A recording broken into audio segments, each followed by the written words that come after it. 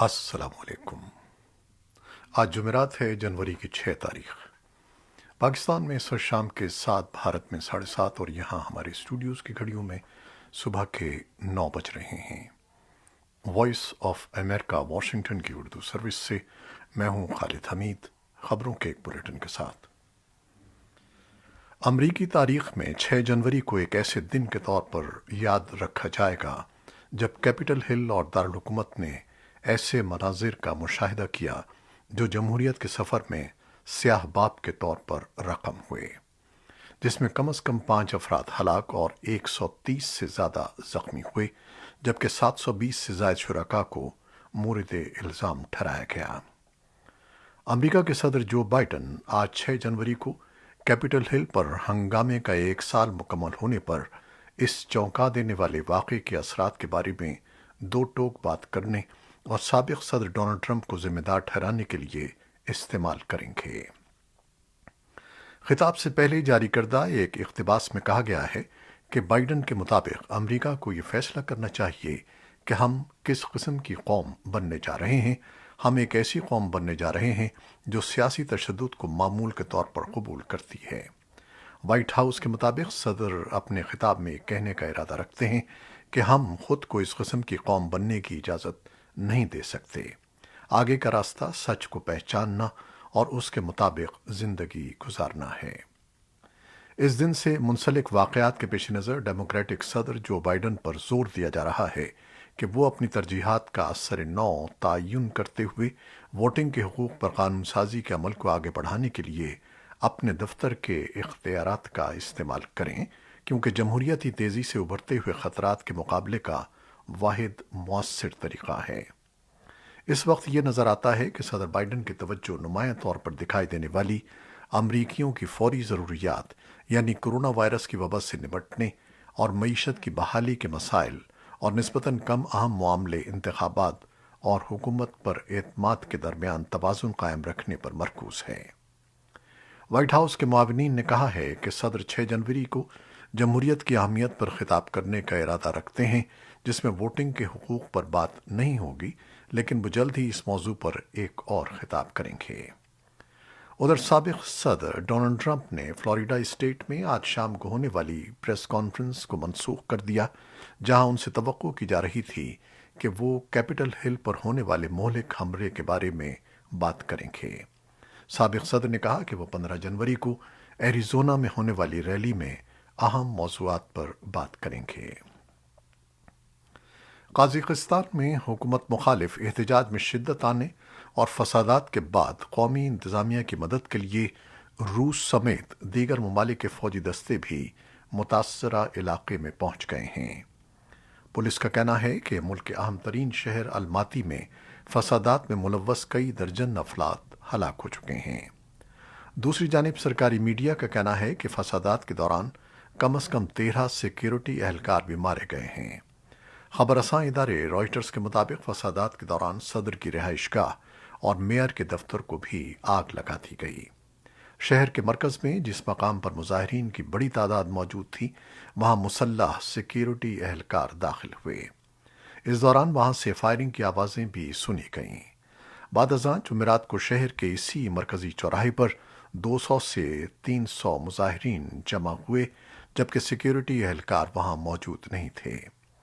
ملک بھر میں انٹرنیٹ کی سروس معطل کر دی گئی ہے، جس کے بعد احتجاج، مظاہروں اور حکومت کے اقدامات کے حوالے سے مکمل تفصیلات سامنے نہیں آ رہی ہیں۔ وائٹ ہاؤس اور اقوام متحدہ نے بدھ کے روز قزاق حکام سے تحمل سے کام لینے پر زور دیا ہے، جبکہ احتجاج کے بعد حکومت نے ہنگامی صورتحال کے نفاذ کا اعلان کر دیا ہے۔ قازقستان میں امریکی سفارتخانے کے ایک بیان میں امریکی حکومت کے اہلکاروں کو مشورہ دیا گیا ہے کہ احتجاجی مظاہروں کے علاقے کی جانب جانے سے اجتناب کیا جائے۔ اعلان میں کہا گیا ہے کہ جمعرات کے روز 6 جنوری سے الماتی کا امریکی قونصل خانہ عام لوگوں کے لیے بند کر دیا جائے گا، جبکہ دفتر کے اہلکار گھر سے کام کریں گے۔ نور سلطان میں واقع سفارت خانہ اور الماتی کے قونصل خانے کی جانب سے امریکی شہریوں کے لیے فراہم کردہ تمام خدمات اور ویزے کے تمام انٹرویوز منسوخ کر دیے گئے ہیں۔ دولت اسلامیہ یا داعش کے خلاف لڑنے والی امریکہ کی زیر قیادت اتحادی فورسز کا کہنا ہے کہ ایران نواز ملیشیا کے جنگجوؤں نے بدھ کے روز مشرقی شام کے العمر آئل فیلڈ میں امریکی اڈے پر گولے داغے ہیں، جس سے جزوی نقصان ہوا لیکن کوئی ہلاک یا زخمی نہیں ہوا۔ اتحادی فورسز کا کہنا ہے کہ جس مقام سے حملہ ہوا تھا اس کی جانب انہوں نے بھی توپ خانے سے 6 راؤنڈ فائر کیے۔ اتحاد کے سربراہ major general John Brennen junior کے حوالے سے بتایا گیا ہے کہ عراق اور شام میں ہماری فورسز کو ایران نواز ملیشیا سے خطرات لاحق رہتے ہیں۔ انہوں نے مزید کہا کہ اتحاد اپنے اور اپنے شراکت داروں کے دفاع کا حق محفوظ رکھتا ہے۔ پاکستان میں حالیہ دنوں میں چین کے تیار کردہ J-10C طیاروں کی خرید کے حوالے سے باتیں کی جا رہی ہیں۔ وزیر داخلہ شیخ رشید کے 25 طیاروں کے اسلام آباد میں پرواز کے بیان کے بعد ان اطلاعات میں تیزی آئی ہے کہ پاکستان چین سے 25 J-10C طیارے خرید رہا ہے۔ پاکستان فوج کے ترجمان میجر جنرل بابر افتخار نے بھی اپنی ایک نیوز کانفرنس میں کہا ہے کہ پاکستان مشکل معاشی صورتحال کے باوجود اپنے دفاع کے لیے دستیاب وسائل کے مطابق فیصلہ کرے گا۔ فوج کے ترجمان میجر جنرل بابر افتخار نے ایک نیوز کانفرنس کو بتایا کہ یہ ہماری فضائیہ کے بیڑے کو اپ گریڈ کرنے اور بہترین ممکنہ ٹیکنالوجی کو دستیاب کرنے کا ایک قدم ہے، کیونکہ ہم جانتے ہیں کہ دوسری طرف کس قسم کی ٹیکنالوجی حاصل کی جا رہی ہے۔ پاکستانی ماہرین کا کہنا ہے کہ پاکستان کے لیے J-10C طیارے ایک بہترین اثاثہ ثابت ہوں گے، کیونکہ پاکستان چینی ٹیکنالوجی کو استعمال کرنے کا ماہر ہے۔ افغانستان میں طالبان حکومت نے جاری انسانی بحران سے نمٹنے کے لیے اقوام متحدہ کے $1.5 بلین جمع کرنے کا خیر مقدم کیا ہے۔ طالبان حکومت کے نائب ترجمان بلال کریمی نے وائس آف امریکہ سے بات کرتے ہوئے بین الاقوامی برادری کو امداد کی تقسیم کے عمل میں شفافیت کی یقین دہانی کرائی ہے۔ اقوام متحدہ کے فلاحی اداروں نے منگل کے روز خبردار کیا کہ افغانستان میں شدید سردی پہلے سے ہی سنگین حالات میں اضافہ کر رہی ہے، جو ملک بھر میں لاکھوں افغان افراد کے لیے ایک چیلنج ہے۔ اقوام متحدہ کے جنرل سیکریٹری کے ترجمان اسٹیفان دوجارک نے اعلان کیا کہ اقوام متحدہ کے انسانی امور کے رابطہ دفتر OCHA کے تخمینے کی بنیاد پر وہ افغانستان میں جاری انسانی بحران سے نمٹنے کے لیے اب تک $1.5 بلین جمع کر چکے ہیں۔ اقوام متحدہ کے سیکریٹری جنرل نے ایک ٹویٹ میں کہا ہے کہ گزشتہ ماہ اقوام متحدہ اور شراکت دار امدادی کارکنان انسانی ہمدردی کی بنیاد پر افغانستان بھر میں 70 لاکھ افراد تک امداد پہنچا چکے ہیں۔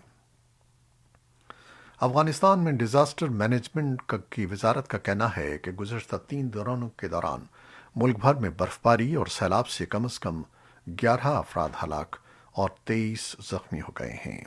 انہوں نے مزید کہا کہ برفباری اور سیلاب میں پھنسے درجنوں افراد کو بچا لیا گیا ہے۔ عالمی ادارہ صحت نے کہا ہے کہ ادارے نے افغانستان بھر میں WHO کے تعاون سے چلنے والی کووڈ-19 کی 40 لیبارٹریوں میں آلات اور ضروری سامان تقسیم کیا ہے، اور اب یہ لیبارٹریز روزانہ 9500 سے زیادہ ٹیسٹ کروانے کی صلاحیت رکھتی ہیں۔ امریکہ اور جرمنی نے یوکرین کی خود مختاری اور علاقائی سالمیت کے لیے اپنی مستقل حمایت کا اعادہ کرتے ہوئے بدھ کے روز خبردار کیا ہے کہ اگر روس نے پڑوسی ملک یوکرین پر حملہ کیا تو اس کے بھرپور اور سنگین نتائج ہوں گے۔